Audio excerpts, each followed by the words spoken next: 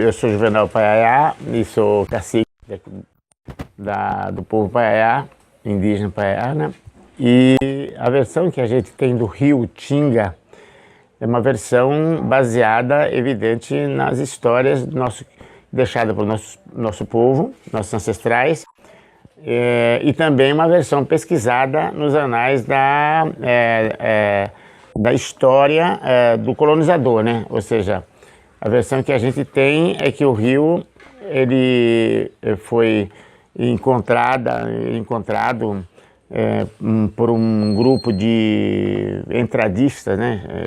No início da colônia tinha as entradas e bandeiras, né? Aquela história que vocês conhecem, isso aí. E mais ou menos, uns falam 1551, eu não encontrei com certeza essa data, mas eu encontrei datas de 1660, isso sim. A de 1551 eu não vou citar, apesar que Leone cita, mas eu não encontro a fonte. Então eu gosto muito de, ou meu povo me conta, e quando meu povo me contar, não me falaram em data, índio não tinha data. E quando a colônia portuguesa começou a registrar digamos assim, os pontos básicos de caminho de água, eles datavam. E eu não encontrei até hoje essa data de 1551. Mas em aproximadamente 1660, por aí, nessa data, um pouco mais, um pouco menos, há uma referência a um grupo de entradistas, né? Ou seja, bandeirantes, ou então pessoal das entradas e bandeiras, né? E que eles perseguindo os índios, e aí sim é onde entra, porque interessa os índios Paiaiá, e aí não confundir a coisa, quero deixar bem claro uma vez, Paiaiá, Topim ou Maracá, era um mesmo grupo, né, Paiaiá, né? E eles, uma hora perseguiam os Topim, uma hora os Maracás, uma hora os Paiaiá, né? E eles chegaram a ter uma aldeia chamada Otinga, com O, né? Apesar de que eu acredito que esse nome está errado, porque o nome O em tupi não quer dizer nada, certo? Iu quer dizer água, certo? E Tinga quer dizer branco. Então é muito mais fácil que o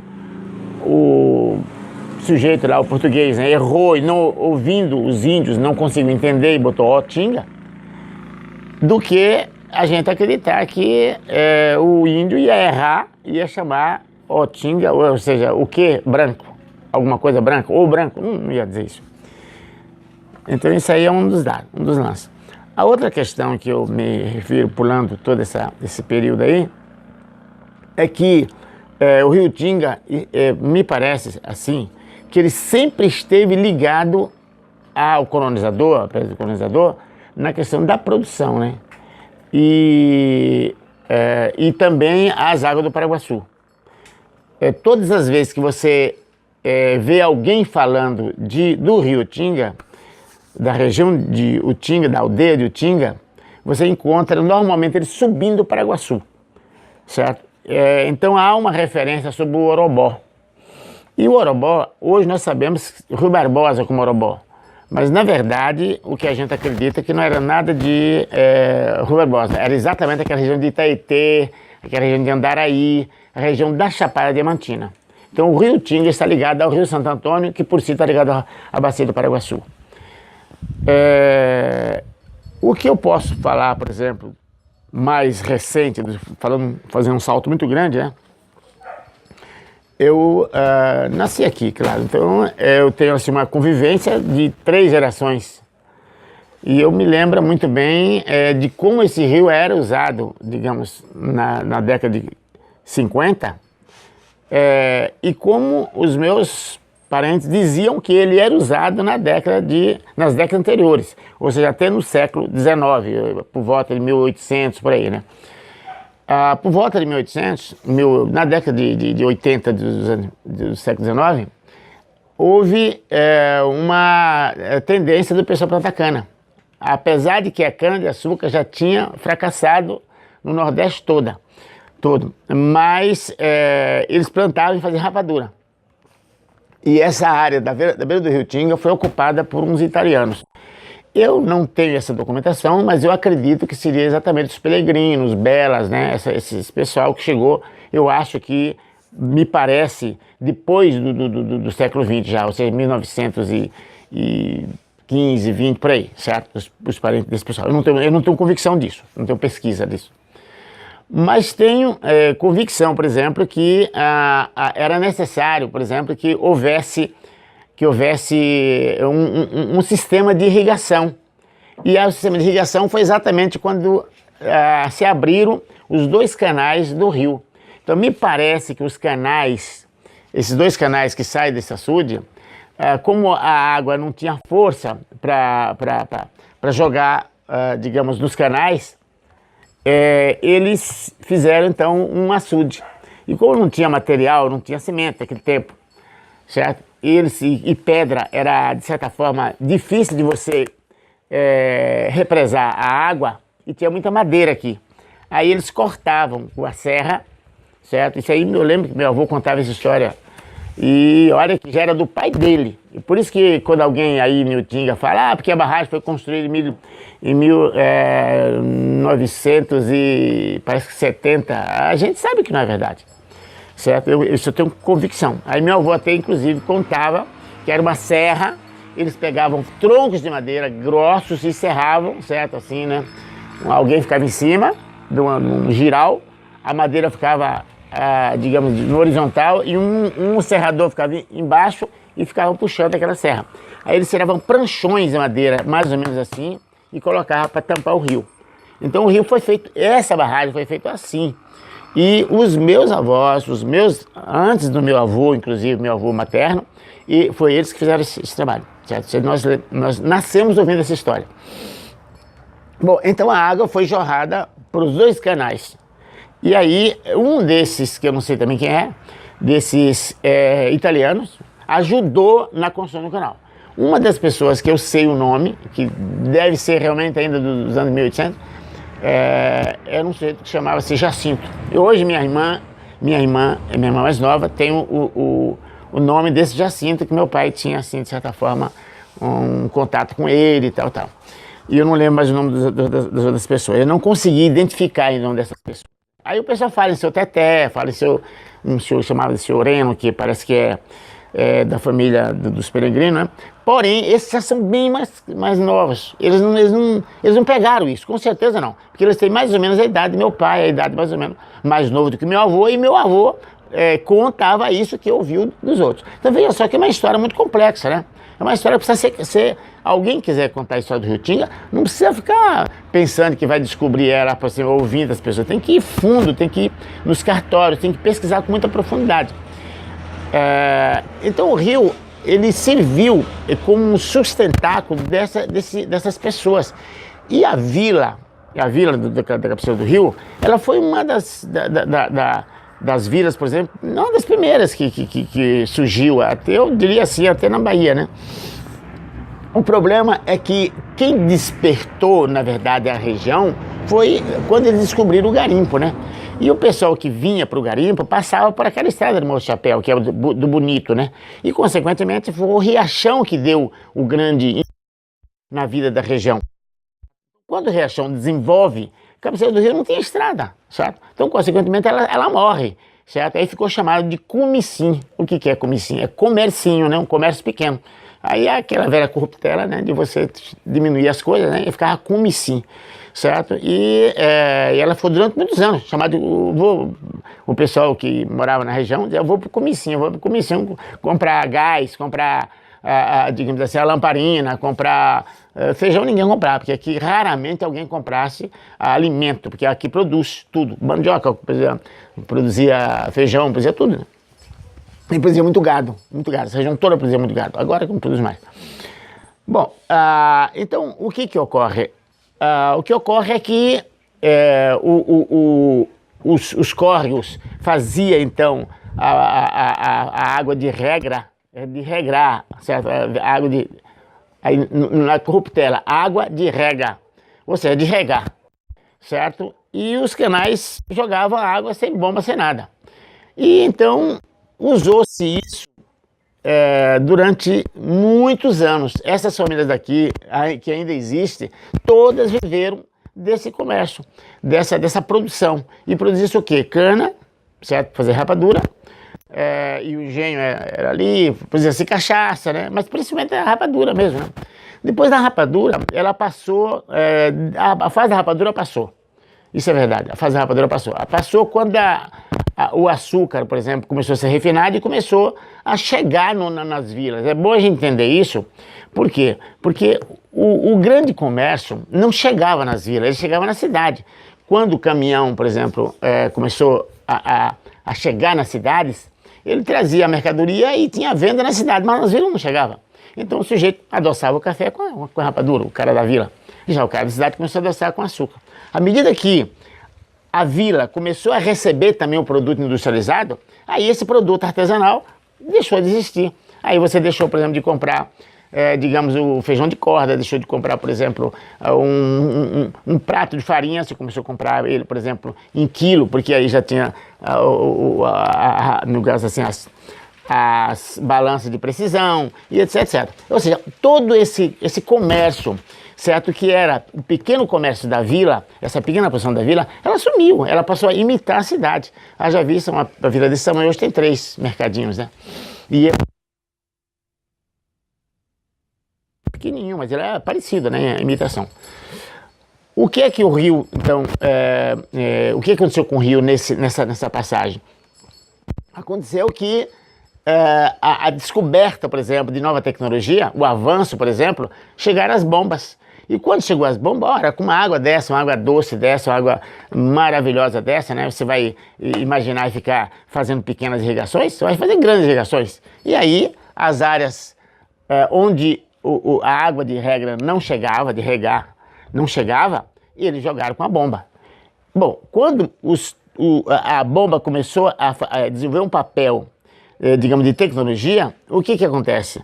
Acontece que o pequeno não pôde comprar a bomba, não pôde comprar o cano, não pôde levar a luz elétrica lá para o fundo. E as terras que eram pequenos sítios foram vendidas para os grandes produtores. Está aqui a terra que era nossa, que é dos Paiá aqui, né? Hoje, a única terra que eu tenho hoje é isso aqui. Ou seja, as pessoas vieram de fora e começaram a comprar. E plantar aí banana, mamão e outras coisas. Qual é outra questão que aqui agora a gente tem que trazer para vocês? Que a história do Rio, ela é a história da cidade. Ela é a história da cidade, né? A cidade nasceu na beira do rio, entre um rio, o Mucambo e o Tinga, né? E nesse modelo de cidade, ela se desenvolveu. E vocês podem perceber hoje, que queiram ou não queiram, o Tinga é porque tudo que é da gente parece... O Tinga é a principal cidade da região. Não adianta, não quero falar o nome de outra cidade, mas a principal cidade da região é o Tinga. E ela é o que é por causa do rio, certo? Então, o apelo que eu faço para as pessoas é o seguinte, é que basta lembrar da história dos outros rios. Rios muito maiores do que o Rio Tinga se acabaram, como o rio, vamos lá, o principal nosso, que é o famoso Velho Chico, né? O Velho Chico hoje você está cruzando o São Francisco, está cruzando ele a pé, que era um rio que navegava. Então o que a gente quer, na verdade, é que as pessoas tenham paciência e cuidem do nosso rio para que os filhos de vocês, os netos de vocês, um dia contem essa história que eu estou contando, certo? E diga assim, eu tenho convicção, certo? E tal, e amo meu rio e tal. E eu digo assim, a minha vida é o rio, certo? Eu estou aqui por causa do rio, por causa da minha terra, por causa dos meus parentes, certo? Mas principalmente por causa do rio. O certo é que as secas históricas, né? E cabe a gente relatar essa questão das secas, né?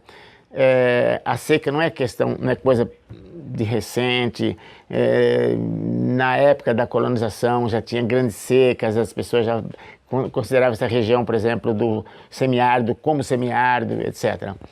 Mas as secas mais recentes foram muito perversas, né, para o Rio Tinga, né, para o povo do Rio Tinga, para o Tinga.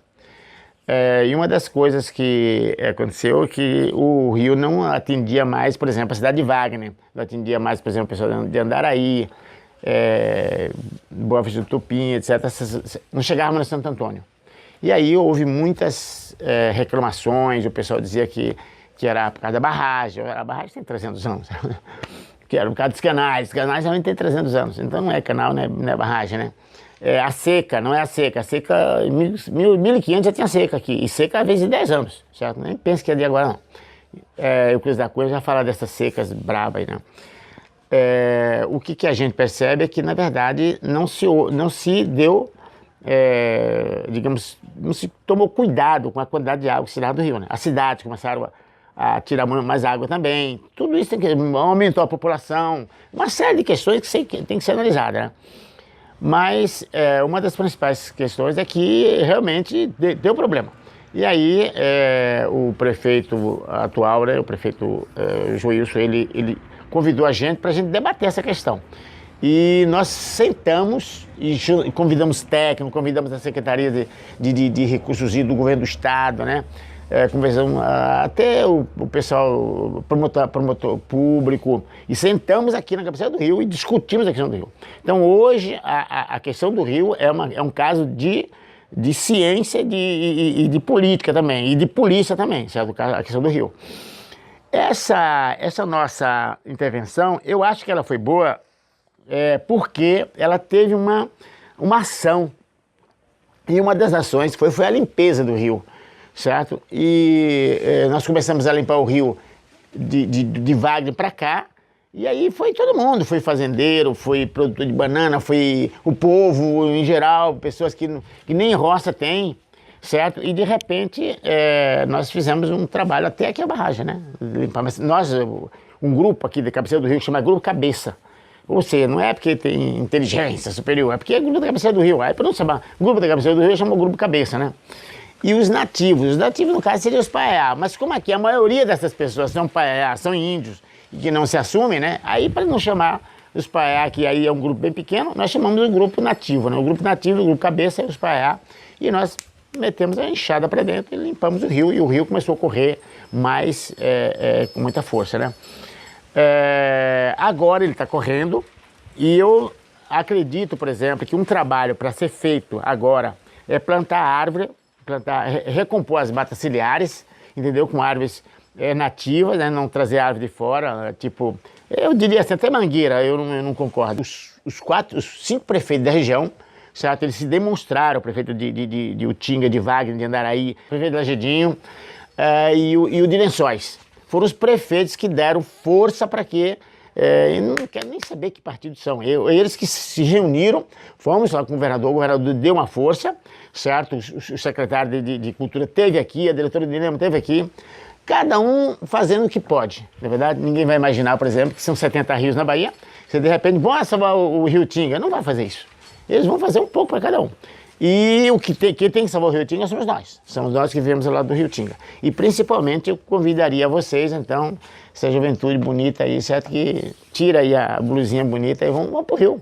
Sei lá, no dia que nós estamos aqui, as meninas foram, os jovens foram, entendeu? Os jovens mesmo, não dá para entrar, calça uma bota.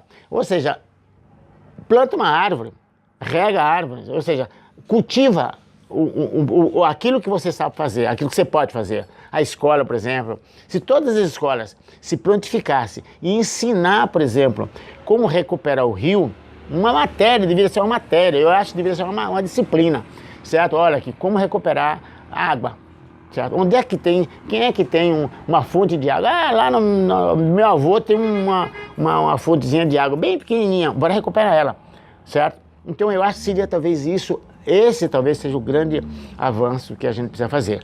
E a outra coisa que eu acho que a gente tem que fazer, na verdade, é essa coisa, por exemplo, de você até denunciar quem está, por exemplo, fazendo besteira. Por exemplo, esse pessoal que está cavando poço a 3x2 aí. Tem que denunciar esse pessoal. O senhor tem licença? Não. Então denuncia, pega o telefone e liga para o INEMA. Pro INEMA. Falou, tem um sujeito cavando um poço aqui perto da minha casa. Por quê? Porque esses poços que estão cavando sem autorização, sem estudo, ele vai tirar a água de onde ele não vai poder recolocar.